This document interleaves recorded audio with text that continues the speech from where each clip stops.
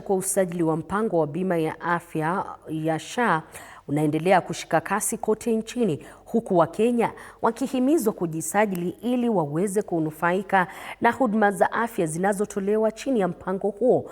Akizungumza katika eneo bunge la Laikipia Kaskazini, mkuu wa utumishi wa umma Felix Kosgei alisema kuwa serikali imetenga fedha za kutosha kuhakikisha kuwa wananchi wote watakaosajiliwa wanapata huduma bora.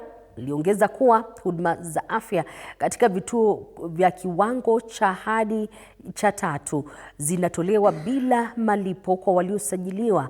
Kosgei alielezea kuwa serikali pia inaendelea kutekeleza miradi mbalimbali ya maendeleo ikiwemo ujenzi wa barabara na miradi ya maji.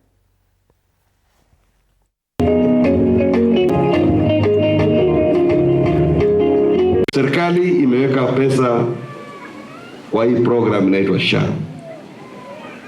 Na kazi yako tu nzuri sana usajiliwe. Register as a member of SHA because watu wengi sana hapa waliweka hata mikono yao juu wakisema wasi ya kwamba SHA imesaidia.